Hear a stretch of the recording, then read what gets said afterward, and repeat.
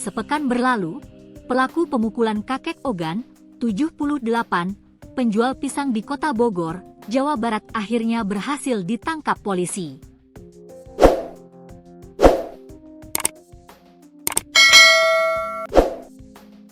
Pelaku bernama Iskandar Yacok, 63, terekam CCTV memukul kakek Ogan yang sedang menjajakan buah pisangnya dengan cara dipikul. Akibatnya, kakek Ogan mengalami mimisan lantaran dipukul pelaku di bagian hidung. Peristiwa itu terjadi di Gunung Batu, Kecamatan Bogor Barat pada Kamis, 1 Mei 2025. Polisi mengungkapkan pelaku diringkus di rumahnya Kecamatan Pancoran Mas, Kota Depok. Hal itu diungkapkan oleh Kanit Reskrim Polsek Bogor Barat, Ibda Imam Bahtiar saat dihubungi tribunnewsbogor.com. Sudah berhasil ditangkap. Dia ditangkap di kediamannya. Saat ini sudah ditahan, ujar Ibda Imam, Rabu, 7 Mei 2025. Berdasarkan hasil pemeriksaan, motif penganiayaan tersebut terjadi karena Iskandar gagal memalak uang kakek Ogan. Pelaku mengaku sengaja memukul kakek Ogan karena kesal tidak berhasil mengambil uang milik korban. Sebab, korban bisa merebut kembali uang yang dirampas pelaku. Jadi dia malak. Terus kembali direbut sama korban uangnya. Pelaku ini langsung mukul sampai berdarah, ujarnya.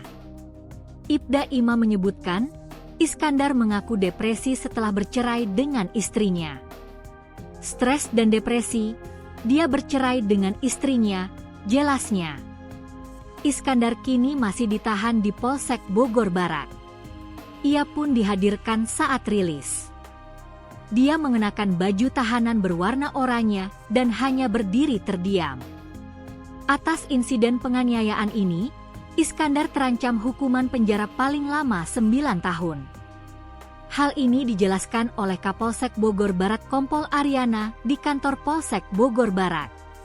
Saat ini korban kami jerat dengan pasal 53 Yungto pasal 368 dan atau pasal 351 dengan ancaman hukuman paling lama 9 tahun penjara, kata Kapolsek pada Kamis, 8 Mei 2025.